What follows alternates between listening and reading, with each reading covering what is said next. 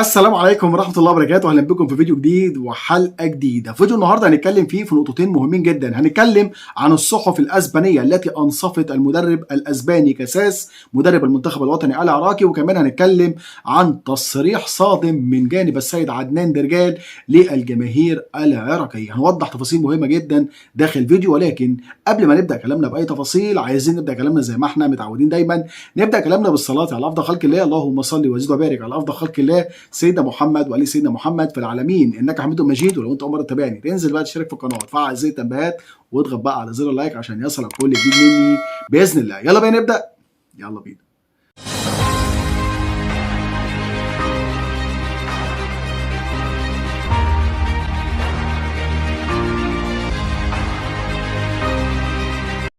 بسم الله. طبعا عايزين نبدا كده ونقول النجاحات اللي حققتها بطوله خليجي 25 خلت للجماهير العراقيه بعض الطلبات المهمه جدا. وطبعا السيد عدنان درجال وعد الجماهير العراقيه ببعض الامور المهمه في المستقبل القريب، ومن ضمنها ان احنا عايزين نستضيف بطوله كاس اسيا خلال عام 2027، وكمان بطوله كاس العرب خلال الفترات المقبله، وكمان بيدعو كل المنتخبات يعني سواء على المستوى العربي او كمان الاسيوي ان هي تتواجد خلال الفتره المقبله في بغداد او في البصره. طبعا الامور دي امور مهمه جدا. شفنا الحضور الجماهيري عمل ارقام قياسيه كبيره جدا، ومن هنا بدا الجمهور العراقي يطلب ملعب بسعه 100,000 متفرج. السيد عدنان درجال في احد التصريحات المهمه جدا اعلنها بشكل رسمي انه من الصعب ان يكون لديك ملعب مكون من 100,000 متفرج.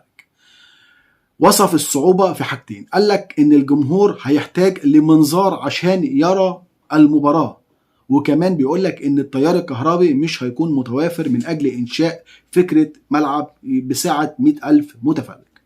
طبعا كنت أتمنى إن يكون هذه الأمور يكون لها دراسة، وكنت أتمنى كمان إن النجاحات اللي حققتها بطولة خليجي 25 يخلينا إن إحنا يكون عندنا بدل الملعب 2 و3، خاصة واحنا بنطمع في تنظيم بطولة زي كبيرة زي بطولة كأس آسيا اللي هتحتاج ملاعب وهتحتاج بنية تحتية وهتحتاج منشآت كبيرة جدا سواء من فنادق أو من بعض الأمور اللي هتجعل الاتحاد الآسيوي يوافق على تنظيم العراق لمثل هذه البطولات.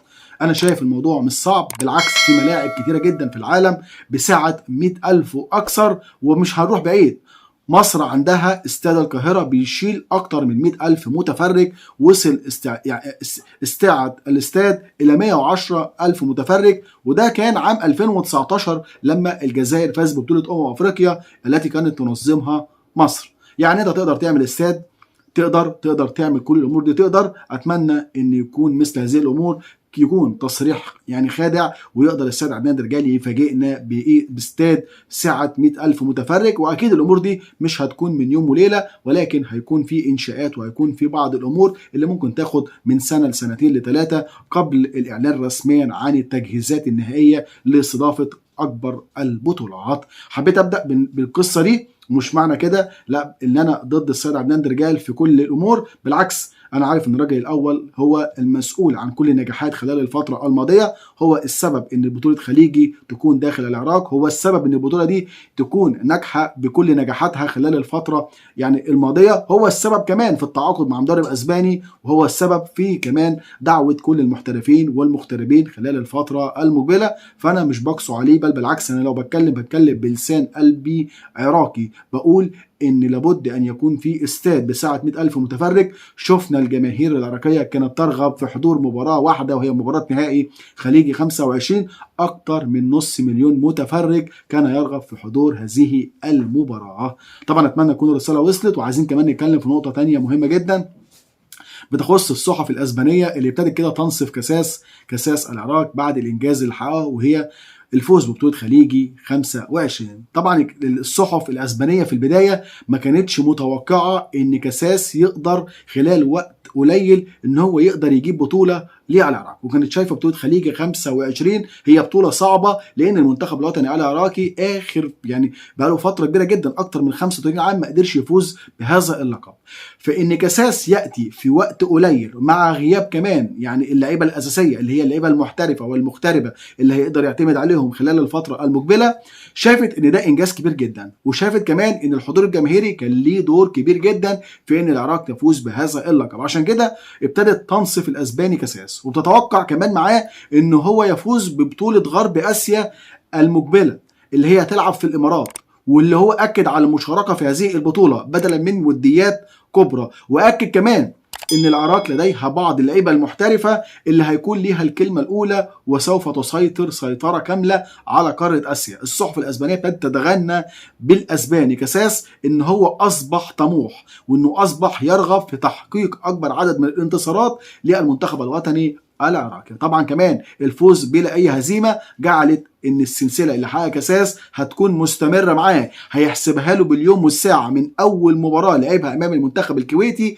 المباراه الوديه حتى المباراه المقبله، لان كاساس قدر يفوز في كل المواجهات ولم ينهزم في مباراه واحده، تعادل مباراه واحده مع منتخب عمان ولكن قدر يفوز عليه في المباراه النهائيه. طبعا نتمنى ان الاسباني كاساس لا يخسر مع المنتخب الوطني العراقي، نتمنى كمان ان هو يتوج ببطوله غرب اسيا البطوله المقبله، وكمان بطوله كاس العرب، وكمان بطوله كاس اسيا البطوله اللي احنا في انتظارها باذن الله. طبعا كاساس كمان اعلن ان هو بيرغب في ارتفاع تصنيف المنتخب الوطني العراقي، كمان ان هو بدل ما يكون في المستوى الثاني يرغب يكون في المستوى الاول. في الوقت ده هو بيبحث عن التجانس وبيبحث عن افضل تشكيله للمنتخب الوطني العراقي. تصريحات كلها ايجابيه، تصريحات ما قدرش كمان يوضح فيها ما هي نقاط الضعف في المنتخب الوطني العراقي. تحدث عن المستقبل، تحدث كمان عن رغبته في حصد البطولات، تحدث كمان عن الحضور الجماهيري الكبير جدا اللي ساعده ان هو يتوج ببطوله خليجي 25. انا شايف ان هو مدرب